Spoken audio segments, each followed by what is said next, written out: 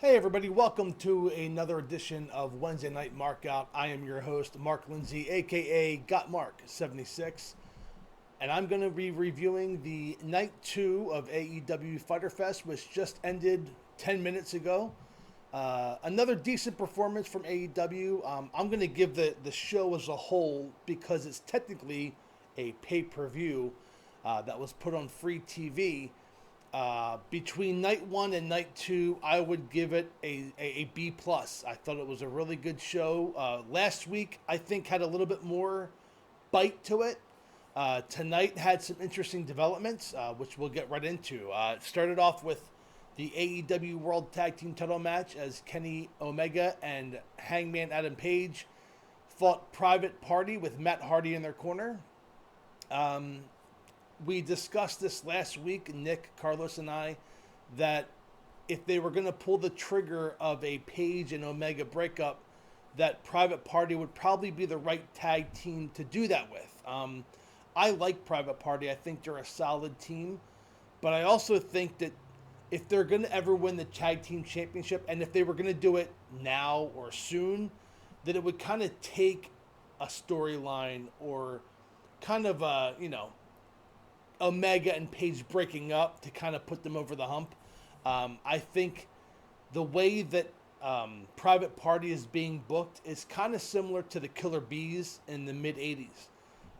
The Killer Bees of Jim Brunzell and B. Brian Blair were a solid tag team, very popular, always in the top contention for the titles, but never won them. And I think that's kind of how Private Party is right now. And I think Matt Hardy, being their manager, could be used to put them over the top. And I thought if they were going to get over the top, that tonight would have been a decent night. But I'm glad. Let me just say that I'm glad that Omega and Page won. I like the story, that there's some tension there. And that's going to continue for some time. The next match was Joey Janela taking on Lance Archer. I really was not looking forward to this match at all. I think Lance Archer has been poorly booked ever since the AEW title tournament title loss to Cody Rhodes. I don't know what it's going to take to get Lance Archer back on track, but I'm not feeling it right now. I think maybe Tony Khan and creative needs to kind of go back to the well. This guy came in with a lot of mystery and a lot of an aura surrounding him that's just not there right now. So hopefully they can get back to basics and make Lance Archer a menace that he is. They tried to do that tonight with Joey Janela and Sonny Kiss, but it's not working. Speaking of not working, I didn't like this back in 1998, and I don't like it in 2020. But Taz came out with Brian Cage and presented Brian Cage with the FTW Championship. For you fans who were 25 or so years old, that was a title that was used by Taz in ECW when he felt that the company was screwing him out of the world title. Only two men that I'm aware of, I mean, I'm sure somebody can look it up and tell me I'm wrong, but my memory reminds me that only two people held that title, which was Taz and Sabu. Now we can add Brian Cage to that list, and I hated it. A solid promo by Taz, don't get me wrong, but I hate this FTW Championship. Is it going to be defended? I hope not. I just hope it drops. I hope Moxley wins next week now versus Brian Cage, and then he takes the FTW belt and then keeps showing it on his mantle while his wife is recovering. The 8-man tag match was next, which I thought was a lot better than I thought it was going to be.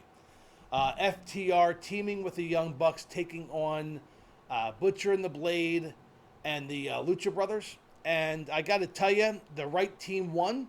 It was Butcher and the Blade and the Lucha Brothers who went over due to a miscommunication between the Bucks and FTR, which is kind of what you expected with this. I think Nick and I predicted that last week on our show. But one thing I did like is it's easy for a miscommunication between a member of the Bucks and FTR to have an issue and then fight at the end. No, they shook hands for the first time since FTR showed up in AEW. So it looks like we all know it's coming to a head. They're going to have their tag team match with each other, but it looks like they're kind of going towards the mutual respect. And I don't know, something about watching that tonight made me think that maybe the Bucks are the ones who are going to kind of use the heelish tactics. We, of course, have been talking for weeks about the possibility of the Four Horsemen coming to AEW, and we just automatically put FTR in there because they're the FTR and because they remind so many people like me of Tully Blanchard and Arn Anderson. But something about this kind of just made it feel like the Bucks are going to snap and turn heel. And I still think that if Paige and Omega break up, that Omega's siding with the Bucks, and I think they're going to be the heels, not Hangman Page. That led us to Nyla Rose taking on two jabronis. Nyla Rose wins and announces that she is going to have a manager. I'm quoting it right now, Brandy. I'm calling it right now, Brandy. That whole drop storyline in the beginning of the year with, was it Awesome Kong or whatever her name was, that didn't work out. But this could work out with Brandy and Nyla being in the cahoots. SCU took on the Dark Order. Colt Cabana looked messed up, apparently getting rammed into the rail and had a nasty-ass bruise that was more of a bigger story to me than the actual match itself. And, of course, the main event. We had a main event of Orange Cassidy taking on Chris Jericho. And I gotta say, what a match. This match saved this show. I really think that the 8-man tag was really solid.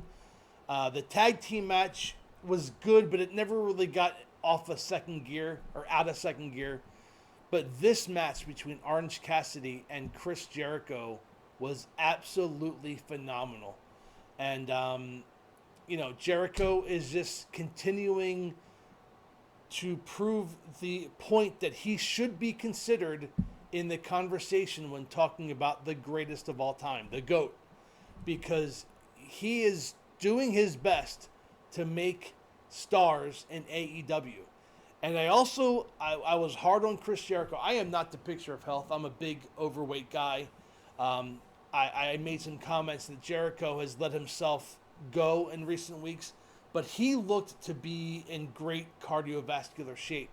So this match was it was a perfect pace, a lot of offense for Cassidy, a lot of hope spots for Cassidy, a lot of hope spots for Jericho. Jericho at one point hit the code breaker with a baseball bat with what's his name? I forget the baseball bat's name.